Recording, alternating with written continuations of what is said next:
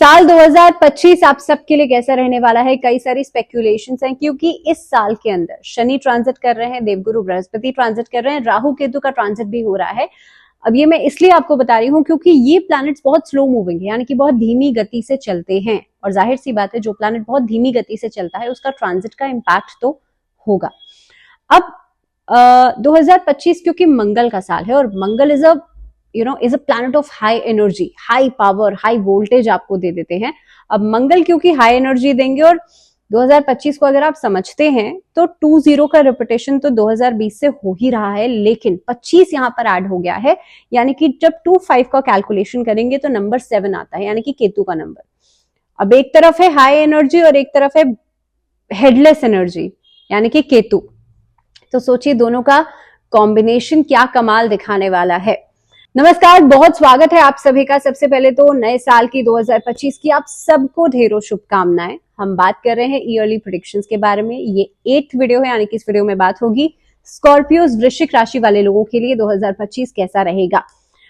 अब 2025 में क्योंकि ये बहुत डिटेल्ड वीडियो रहेगा, इस वीडियो में मैं आपसे पहले भी बता चुकी हूँ कि वीडियो के एंड में हम बात करेंगे आपका भाग्य आपका कितना साथ देगा इस साल में। सेकेंडली हम बात करेंगे कि कौन कौन से महीने स्पेसिफिकली बहुत अच्छे रहेंगे या बहुत खराब रहेंगे, यानी कि किन किन महीनों में आपको ज्यादा सावधान रहना है। तीसरी बात, हम रेमेडीज की बात भी करेंगे वीडियो के एंड में। तो डिटेल्ड वीडियो है, लास्ट तक जुड़े रहिएगा। सबसे पहले आपका जो बिजनेस एस्पेक्ट है, यानी कि जो लोग व्यवसाय करते हैं, खुद का कारोबार करते हैं, उनके लिए समझते हैं कि साल कैसा रहेगा। साल के शुरुआत से लेकर के मध्य भाग तक, मई के लगभग, मई क्योंकि मई मिड में जाकर के बृहस्पति ट्रांजिट करेंगे, वृषभ में है, मिथुन में चले जाएंगे, आपके लिए सप्तम भाव में ट्रैवल कर रहे हैं अभी इस समय पर। यहां से देखा जाए तो साल की शुरुआत आपके व्यवसाय को लेकर के मिले जुले परिणाम देने वाली है। अब क्यों मैं ऐसा कह रही हूं? क्योंकि सप्तम भाव में देवगुरु बृहस्पति ट्रांजिट कर रहे हैं अभी हाल फिलहाल में, और महीने की शुरुआत, साल की शुरुआत से लेकर के मई मिड तक वही रहेंगे। अब कुछ नया प्रयोग अगर करने के बारे में सोच रहे हैं, यानी कि आप सोच रहे हैं कि कोई नया बिजनेस स्टार्ट कर लिया जाए, आप सोच रहे हैं बिजनेस में ही कुछ बदलाव कर लिए जाएं, किसी नए पर्सन को एडअप कर लिया जाए, किसी नए व्यक्ति के साथ आप पार्टनरशिप करना चाहते हैं, ऐसी स्थितियों के लिए या ऐसे प्रयोगों के लिए साल की शुरुआत अच्छी रहेगी।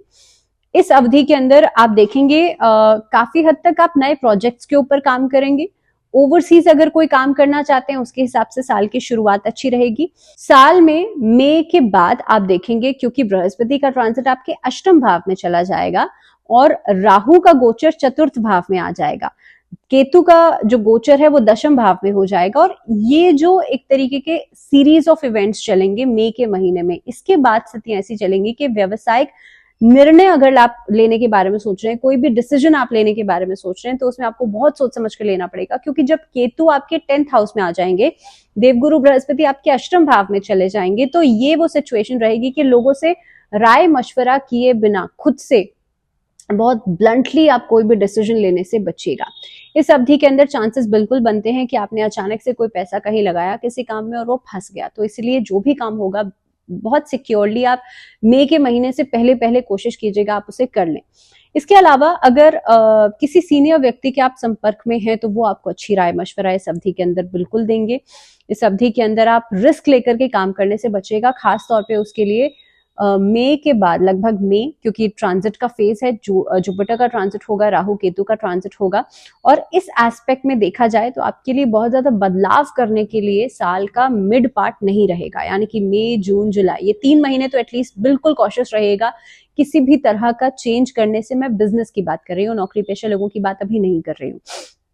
दूसरी बात, इस अवधि के अंदर अगर आप देख रहे हैं कि आपको जो विरोधी पक्ष है, आपके आसपास के लोग हैं, मैं व्यवसाय के लिहाज से अगर बात की जाए तो आपके जो राइवल्स हैं, आपके जो कॉम्पिटिटर्स हैं, साल के मध्य में उन लोगों से बहुत ज्यादा सावधान रहना है। किसी तरीके की कोई भी ऐसी स्ट्रैटेजी बना करके आपके ऊपर किसी तरह का कोई आरोप या प्रत्यारोप लगा सकते हैं। और जो लोग खासतौर पे जिनके कोर्ट कचहरी के मामले चल रहे हैं कामकाज के सिलसिले में, उन लोगों को भी इस अवधि में बहुत ज्यादा सतर्क रहना होगा। जो लोग आपको लंबे समय से सपोर्ट कर रहे थे या किसी तरह का फाइनेंशियल सपोर्ट आपको कहीं से मिल रहा था, हो सकता है कि मई के महीने के बाद अचानक से वो सपोर्ट अपना खींच ले, क्योंकि जैसे ही बृहस्पति अष्टम भाव में जाएंगे आपके लिए अनस्टेबिलिटी का मोड जो है वो ऑन हो जाएगा, तो इसलिए आपको थोड़ा सा अलर्ट रहना पड़ेगा।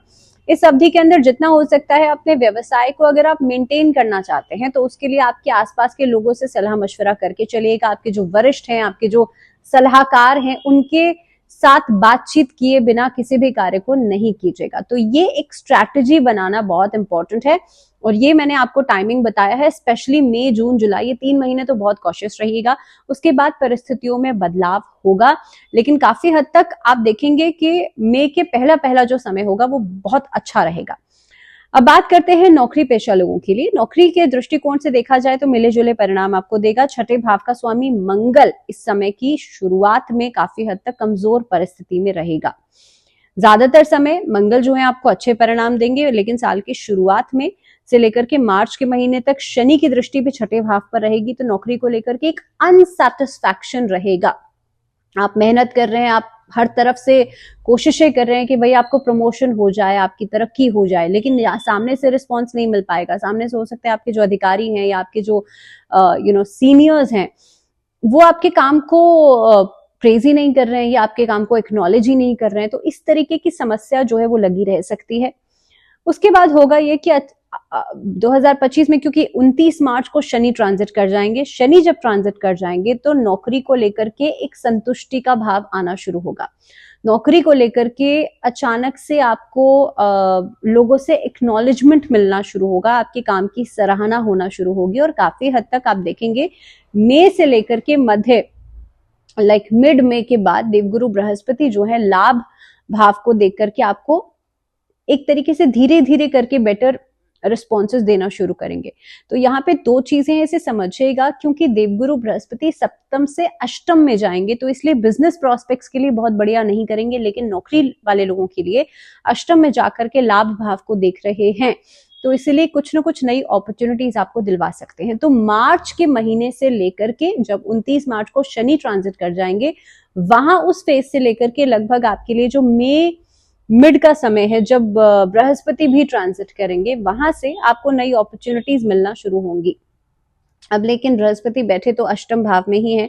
दूसरी बात, मार्च से पहले पहले आपके लिए कुछ न कुछ कठिनाइयां या परिस्थितियां ऐसी बन सकती हैं कि आपको नौकरी को बदलने में डिफिकल्टी आ सकती है। तो जो लोग नौकरी को बदलने का सोच रहे हैं और दोज हु आर प्लानिंग, तो उनके लिए मार्च के पहले का समय बेटर रहेगा। उसके बीच में परिवर्तन करना थोड़ा सा मुश्किल हो जाएगा। इसके बाद आपके लिए लेटर ऑन अगर मैं देखूं तो अक्टूबर से लेकर के नवंबर, मिड सितंबर की हम बात कर लेते हैं, तो मिड सितंबर से लेकर के नवंबर तक का फेज आपके लिए बढ़िया रहेगा। ये एक फेज ऐसा हो सकता है, आप नई नौकरी के लिए कोशिश कर सकते हैं, आप नए लोगों के संपर्क में आ सकते हैं और यहाँ पर आपका जब सामाजिक दायरा बनेगा, ये आपको कुछ बेहतर अपॉर्चुनिटीज दिलवा सकता है। अब बात कर लेते हैं एक और चीज, यहाँ पर सरकारी नौकरी के लिए जो लोग बहुत लंबे समय से कोशिश कर रहे हैं, उनके लिए साल में लगभग मई से लेकर के अक्टूबर तक का फेज बहुत बढ़िया रहेगा। कोई कॉम्पिटिटिव एग्जाम देना चाहते हैं, किसी तरह का कोई पोजीशन के लिए आप एग्जाम्स दे रहे हैं, ये फेज आपके लिए बहुत बढ़िया रहेगा। अब बात करते हैं आर्थिक पक्ष आपका कैसा रहेगा 2025 में। तो देखिए 2025 में आर्थिक पक्ष को देखते हुए आपके लाभ भाव के स्वामी बुध हैं, इस साल की शुरुआत में गोचर करेंगे और अधिकांश समय आपके लिए बढ़िया परिणाम आपको देने वाले हैं। यानी कि आमदनी के हिसाब से कोई बड़ी समस्या इस साल में नहीं आनी चाहिए, खासतौर पे नौकरी पेशा लोगों के लिए। नौकरी पेशा लोगों के लिए जॉबलेस तो आप नहीं होंगे। अब ये मैं थोड़ी सी ब्लंटली ये चीज बोल रही हूँ, जॉबलेस, लेकिन हाँ इस तरीके की कोई परिस्थिति कि भाई आपको पैसे के लिए या आमदनी के हिसाब से बहुत ज्यादा कुछ सोचना पड़े, ये परिस्थिति तो नहीं बन रही है।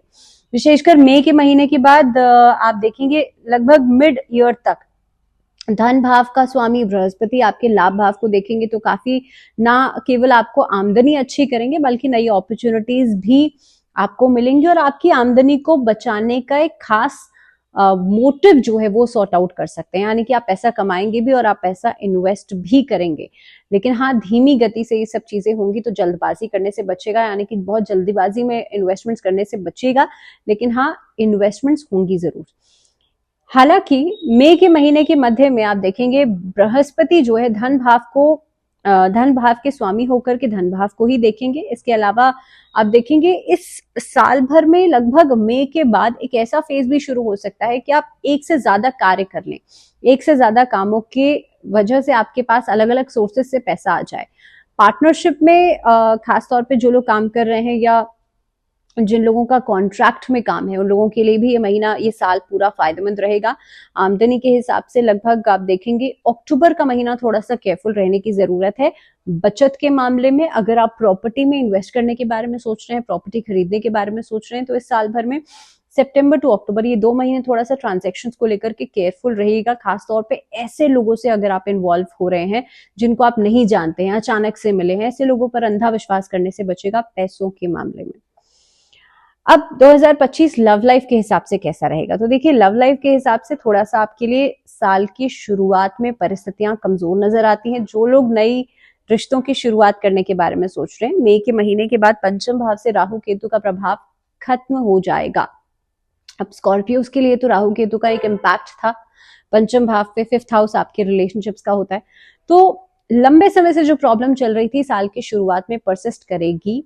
मई के महीने के बाद जब राहु का इम्पैक्ट हटेगा 18 मई को, उसके बाद आपके लिए गलतफहमियां दूर होंगी, परिस्थितियों में सुधार आएगा। जो लोग पुराने आपके रिलेशनशिप्स में किसी कारणवश कोई प्रॉब्लम आ गई थी, ब्रेकअप्स हो गए थे, ये सभी प्रॉब्लम्स खत्म होकर के फिर से जो पुराना साथी था वो लौट करके आ सकता है। आप लंबे समय से कोशिश कर रहे थे कि भाई हम फिर से रिश्ते को रिवाइव कर ले, किसी तरीके से हमारा मैटर जो है वो सॉर्ट आउट हो जाए, तो ये परिस्थितियां आपके लिए मई के महीने के बाद बनती हैं।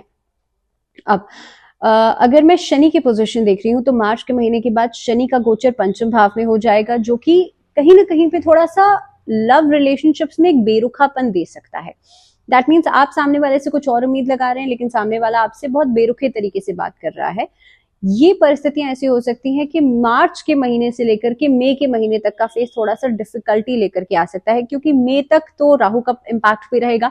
तो शनि और राहु जब दोनों का इम्पैक्ट आ जाएगा यहाँ पर, तो लव रिलेशनशिप्स के लिए एक प्रॉब्लमेटिक फेज आ सकता है, या ऐसा फेज आ सकता है कि इस समय के अंदर लड़ाई झगड़े ज्यादा हो जाएंगे, वाद विवाद ज्यादा बनेंगे, एक दूसरे के साथ कंप्लेन्स में ज्यादा रहेंगे। तो इस टाइम पीरियड में जितना हो सकता है आप लोग रोज क्वार्ट्ज का जो क्रिस्टल आता है उसका इस्तेमाल जरूर कीजिएगा, और इस क्रिस्टल को आप अपने पास रख सकते हैं। इस अवधि में जितना हो सकता है राधा कृष्ण की आराधना जरूर कीजिएगा। उन्हें बांसुरी अर्पित करने से भी आपके रिश्तों में बेटरमेंट आप लोग देखेंगे। अब इसके अलावा अगर हम बात कर रहे हैं शनि के इम्पैक्ट की, इस अवधि के अंदर कोशिश कीजिएगा अपने पार्टनर्स के साथ दिखावा करने से भी बचे, क्योंकि जब शनि का इम्पैक्ट आता है ना, तो ये सब चीजें जो है वो खत्म हो जाती हैं। और कहीं ना कहीं पे जो इंसान बहुत ज्यादा शो ऑफ करता है, उस व्यक्ति के साथ तालमेल बना पाना थोड़ा सा मुश्किल हो जाता है ऐसे लोगों के लिए। तो इसलिए कोशिश कीजिएगा कि इस तरीके की परिस्थिति ना ही बने तो बेहतर है।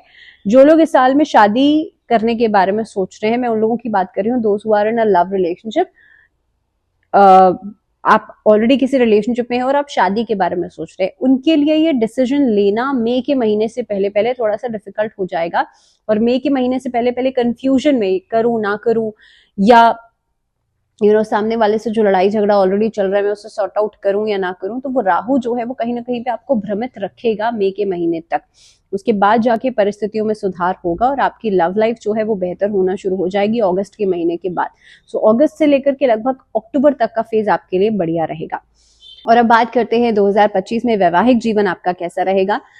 तो इस अवधि के अंदर आप लोग देखेंगे वैवाहिक जीवन में जो तनाव चल रहा था वो खत्म होगा। कोर्ट कचहरी में अगर आपके मामले चल रहे हैं किसी कारणवश, तो गुरु की मजबूती की वजह से वो मामले भी खत्म होकर के आपके बीच में म्यूचुअल सेटलमेंट हो सकता है।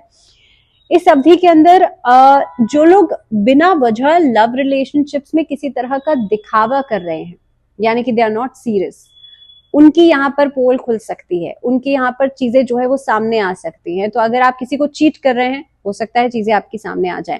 तो इस तरीके की परिस्थितियां जो है वो मिड मई के बाद बनती हुई नजर आती हैं इस टाइम पीरियड के अंदर। इनफैक्ट जो लोग ऑलरेडी मैरिड हैं, those who are in the extra marital, उनके लिए भी परिस्थितियां बन सकती हैं। तो थोड़ा सा केयरफुल रहिएगा। विवाह में इस अवधि में परिवर्तन जो है वो भी किया जा सकता है। तो ये ग्रह गोचर की स्थिति कुछ ऐसे परिणाम लेकर के आएगी, बदलाव लेकर के आएगी आप लोगों के लिए, कि बृहस्पति जो है वो बहुत इम्पैक्टफुल हो जाएंगे। और तुलनात्मक रूप से देखा जाए कि मई के महीने से पहले जो परिस्थितियां थी वो मई के महीने के बाद थोड़ी सी बदलाव में आएंगी।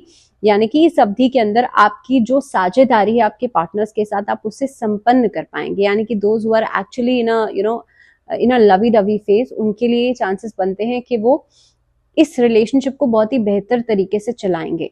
जो लोग वाकई में रिश्ते के प्रति सच्चे हैं या अच्छा भाव रखते हैं, उनके लिए रिलेशनशिप को चलाना थोड़ा सा इजी गोइंग हो जाएगा। शनि का इम्पैक्ट जो है दृष्टि सप्तम भाव पर रहेगी, तो कुछ न कुछ असंतुलन जो है वो भी देखने के लिए मिलेगा, और खास तौर पर मार्च के बाद देखने के लिए मिलेगा। लेकिन और वही बात है कि देखिए, मार्च के महीने से लेकर के मई के महीने तक आपको थोड़ा सा ज्यादा केयरफुल रहना है, वो लव रिलेशनशिप्स के लिए भी और वैवाहिक जीवन के लिए भी। लेकिन वैवाहिक जीवन में आपके लिए परिस्थितियों में सुधार होगा मई के महीने के बाद। अब बात करते हैं पारिवारिक जीवन के हिसाब से आपके लिए 2025 कैसा रहेगा। तो देखिए, शनि की दृष्टि मार्च के महीने के बाद दूसरे भाव पर पड़ने लग जाएगी। इसके अलावा अगर राहु की बात की जाए तो राहु का इम्पैक्ट जो है वो मई के महीने के बाद पड़ेगा चतुर्थ भाव पर। तो मदर की हेल्थ को लेकर के थोड़ा सा कॉशियस रहना है आपको।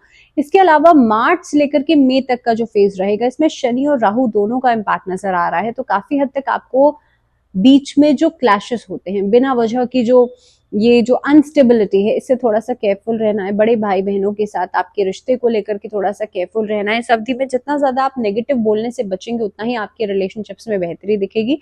साथ ही में अगर पारिवारिक जीवन में किसी तरह का कोई कोर्ट कचहरी का मामला चल रहा है तो वो भी सॉर्ट आउट हो सकता है फर्स्ट हाफ में। लेकिन अगर मैं ओवरऑल बात करूं तो साल का जो दूसरा भाग रहेगा, जुलाई अगस्त के बाद का जो समय रहेगा, वो आपके लिए ज्यादा बेटर रहेगा as compare to the first half, क्योंकि इसमें गुरु, शनि, राहु, केतु चारों प्लैनेट्स ट्रांजिट कर रहे हैं। तो इसलिए बहुत सारी कियोस वाली परिस्थिति जो है वो बन सकती है। इसलिए ओवरऑल बात की जाए तो आपके लिए सेकेंड हाफ अच्छा रहेगा। अब बात करते हैं कि भूमि भवन खरीदने का योग इस साल में बनता है कि नहीं। तो देखिए, ये साल अगर आप प्रॉपर्टी में इन्वेस्ट करना चाहते हैं, अगस्त के बाद कीजिएगा। उससे पहले करने के लिए मैं ये नहीं कह रही हूँ कि कर नहीं पाएंगे, मैं ये कह रही हूँ कि करने से फायदा नहीं है, क्योंकि आपको बहुत ज्यादा प्रॉफिट होने के चांसेस नहीं बनते हैं। तो इसलिए प्रॉपर्टी खरीदना चाहते हैं, मिड अगस्त के बाद कीजिएगा। 15 अगस्त के बाद करेंगे तो ज्यादा अच्छा रहेगा। अगर गाड़ी खरीदना चाहते हैं तो अक्टूबर के महीने से लेकर के मिड दिसंबर तक के लिए गाड़ी या वाहन खरीदना या मूवेबल प्रॉपर्टी खरीदना आपके लिए अच्छा रहेगा। गाड़ी हो गई या कुछ भी मूवेबल आप खरीदना चाहते हैं तो अक्टूबर से लेकर के मिड दिसंबर तक खरीद सकते हैं। और अगर घर खरीदना चाहते हैं तो मैंने आपको समय बता ही दिया है।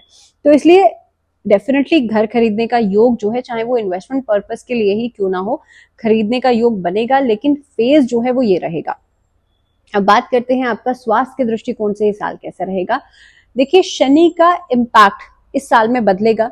शनि जो है खास तौर पर कुंभ राशि को छोड़कर के मीन राशि में ट्रांजिट करेंगे, और इस साल भर में आपके लिए जो इम्पैक्ट दिखाई देता है, लोअर बैक से जुड़ी हुई प्रॉब्लम्स आपको परेशान कर सकती हैं 29 मार्च के बाद। लेकिन अगर मैं ओवरऑल इम्पैक्ट की बात करूं, क्योंकि राहु का इम्पैक्ट भी आपके 4th हाउस पे पड़ रहा है, देखिए मदर की हेल्थ को लेकर के थोड़ा सा कॉशियस रहना है। लेकिन जहां तक आपकी हेल्थ का सवाल है तो आपको मानसिक तनाव हो सकता है, एंग्जाइटी हो सकती है। ये हो सकता है कि आप बहुत ज्यादा ओवर थिंकिंग करें, ये हो सकता है छोटी छोटी बात को लेकर के डाउट वाली सिचुएशन बने।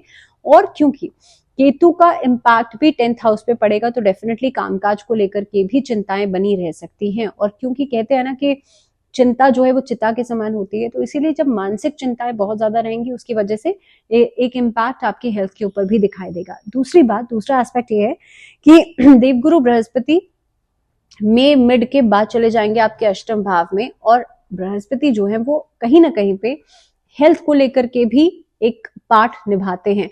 ओबेसिटी की शिकायत हो सकती है, आपका मोटापा बहुत ज्यादा बढ़ सकता है, ओवर ईटिंग की समस्या इस साल भर में बहुत ज्यादा हो सकती है। मई के महीने के बाद बहुत ज्यादा खासतौर पे ईटिंग हैबिट्स जो हैं वो आपकी खराब हो सकती हैं। पेट से जुड़ी हुई समस्याएं हो सकती हैं, लाइफस्टाइल इश्यूज हो सकते हैं, डायबिटीज, थायराइड, कोलेस्ट्रॉल की समस्या परेशान कर सकती है। तो ये, या पैनक्रियास से, लिवर से जुड़ी हुई दिक्कतें, फैटी लिवर की समस्या हो सकती है। तो ये वाली जो प्रॉब्लम्स हैं, इन प्रॉब्लम्स को लेकर के जरूर कॉशियस रहेगा। और देखिए, मैं ये नहीं कह रही हूँ, अब आप कहेंगे बहुत सारे इश्यूज तो मैंने बता दिए, तो किस किस चीज पर ध्यान दें। ये वो इश्यूज हैं जो कि आपके लाइफस्टाइल से जुड़े हुए हैं। ये वो इश्यूज हैं क्योंकि आप डेफिनेटली, अगर आप अपनी सेहत का ध्यान नहीं रख रहे हैं, आप अपने लाइफस्टाइल का ध्यान नहीं रख रहे हैं, आप खाने पीने का ध्यान नहीं रख रहे हैं, तो ये सारी प्रॉब्लम्स होने के चांसेस वैसे भी बनते हैं। और बृहस्पति जो है जब अष्टम भाव में आएंगे तो आपको एक तरीके की लापरवाही दे सकते हैं इन सभी समस्याओं को बढ़ाने के लिए। तो इसलिए कोशिश कीजिएगा अपने फिटनेस का ध्यान रखिए। फिटनेस रूटीन आप जरूर अपना एक नियम से बना लीजिए। आप इस अवधि के अंदर जितना ज्यादा आप खान पान का ध्यान रखेंगे आपके लिए अच्छा रहेगा। इस अवधि के अंदर जितना ज्यादा आप एक रूटीन में चीजें करेंगे आपके लिए अच्छा रहेगा। और बहुत ज्यादा बाहर का खाना, ऑयली खाना, जंक फूड खाना, ये बचेगा। अब बात करते हैं स्टूडेंट्स के लिए साल कैसा रहेगा। तो देखिए, शिक्षा के क्षेत्र की बात की जाए तो पंचम भाव पर इम्पैक्ट देवगुरु बृहस्पति, क्योंकि उच्च शिक्षा के प्लैनेट हैं, अष्टम भाव में चले जाएंगे। तो अष्टम भाव में जाने से रिसर्च फील्ड से जो लोग जुड़े हुए हैं उनको फायदा होगा। जो लोग गूढ़ विज्ञान से, अध्यात्म से जुड़े हुए हैं या ऑकल्ट में कुछ करना चाहते हैं, those who are in a research work, उनके लिए बहुत अच्छा रहेगा। तो साइंटिस्ट जो लोग हैं उनके लिए साल कुछ नई उपलब्धियां लेकर के आ सकता है। जो लोग खासतौर पे टेक्निकल डिपार्टमेंट से जुड़े हुए हैं उन लोगों के लिए अच्छा समय दिखाई देता है। लेकिन इस अवधि के अंदर जो भी बड़े डिसीजंस होंगे वो आप कोशिश कीजिएगा मई के महीने से पहले ले लें। अगर आप ट्रैवल करके यानी कि बाहर जाकर के पढ़ाई करना चाहते हैं उसके लिए सितंबर ऑनवर्ड्स आपके लिए योग बनता है, लेकिन उससे पहले नहीं। लेकिन हाँ, ये साल आपके लिए रिसर्च में कुछ बड़ी उपलब्धियां हासिल की जा सकती हैं। अलग अलग फील्ड्स में आप लोग एक्सेल करेंगे। एकेडमिक्स को लेकर के साल अच्छा रहेगा। जो बच्चे स्पोर्ट्स में दिलचस्पी रखते हैं उनके लिए साल की शुरुआत बढ़िया रहेगी। जो बच्चे कला में दिलचस्पी रखते हैं, शुक्र का इम्पैक्ट आपके ऊपर अच्छा रहेगा। लेकिन एक अच्छी पोजीशन होल्ड कर पाने के लिए आपको मेहनत करनी होगी। अब इट्स नॉट वेरी प्रैक्टिकल कि भाई मेहनत करते हैं तभी फल मिलता है, लेकिन हाँ, यहाँ पर इस साल के अंदर डेफिनेटली मेहनत करनी होगी, क्योंकि ओवर कॉन्फिडेंस से तो काम नहीं चलेगा। अब बात कर लेते हैं कि साल भर में क्या रेमेडीज की जा सकती हैं। तो देखिए, मंगल की राशि है, मंगल का साल है। सबसे पहले तो आप इस चीज को समझिए कि अगर आप बिना किसी बात के अंदर आप अपने अंदर लेजीनेस लेकर के आएंगे और आप काम को टालेंगे तो तब भी परिस्थितियां आपके फेवर में नहीं रहेंगी। तो सबसे पहले तो ये बात आप सोच समझ लीजिए कि मंगल का साल है, तो you need to be in a high energy mood. आपको इनकंसिस्टेंट नहीं होना है, इस चीज का ध्यान रखिएगा। दूसरी बात, मंगल की मजबूती के लिए और इस साल भर में अगर मैं रेमेडीज की बात करूं तो पंचमुखी हनुमान जी के दर्शन हर मंगलवार आपको करने हैं। चाहे तो आप घर में पंचमुखी हनुमान जी को ला करके स्थापित कर सकते हैं साल की शुरुआत में, ये आपके लिए अच्छा रहेगा। इनफैक्ट हर मंगलवार और शनिवार आप पंचमुखी हनुमान जी के दर्शन कीजिए। हनुमान जी की प्रतिमा जब भी रखी जाती है घर के नॉर्थ ईस्ट डायरेक्शन में साउथ फेसिंग रखी जाती है, तो आप घर के नॉर्थ ईस्ट में रखिएगा, लेकिन साउथ फेस उनका होना चाहिए। साथ ही में सुंदरकांड का पाठ आप साल के शुरुआत में शुक्ल पक्ष के मंगलवार से शुरू करके मंगलवार शनिवार 2 दिन आपको जरूर करना है। सुंदरकांड का पाठ अगर आप बैठ करके नहीं कर सकते, आपके पास इतना समय नहीं है, तो आप सुन भी सकते हैं। और जो लोग, जिन लोगों के ऑफिसेज रहते हैं, काम कर रहे हैं, नहीं कर सकते, वो लोग सिर्फ और सिर्फ हनुमान जी के समक्ष एक दीपक जला दीजिए। अगर वो भी नहीं कर सकते तो आप कोशिश करें सिर्फ दर्शन ही कर ले, तो आपके लिए इनफ रहेगा। अब बात करते हैं कि इस साल भर के अंदर कौन कौन से महीने आपके लिए अच्छे रहेंगे। तो देखिए, साल के अंदर आपके लिए सितंबर का महीना बहुत अच्छा रहेगा, अक्टूबर का महीना बहुत ऑस्पिशियस रहेगा, नवंबर हाफ बहुत ऑस्पिशियस रहेगा। किन किन महीनों में ज्यादा केयरफुल रहना है? मार्च से लेकर के मई के महीने तक ज्यादा केयरफुल रहेगा in terms of everything, personal, professional, health, career, हर तरह से आपको मार्च से लेकर के मई के महीने तक केयरफुल रहना है। कितना ज्यादा भाग्य आपका साथ दे रहा है इस साल के अंदर? 63% जो भाग्य है वो आपका साथ देगा, चीजें आपके फेवर में रहेंगी। लेकिन बाकी एफर्ट तो आप ही को करनी है, उसके लिए आप रेमेडीज कर सकते हैं जो कि मैंने आपको अभी बताई हैं। So this was all about Scorpio. Scorpios के लिए फिलहाल इतना ही। अगले वीडियो में बात करेंगे सैजिटेरियंस के लिए। धीरे धीरे करके हम आगे बढ़ रहे हैं। न्यूमरोलॉजी की सीरीज भी बहुत जल्द शुरू होगी। सो टिल देन एक बार फिर से आप सबको a very happy new year, नए साल की ढेरों शुभकामनाएं। फिलहाल दीजिए इजाजत, जुड़े रहिए चैनल के साथ and till the next video ध्यान रखिए अपना। नमस्कार।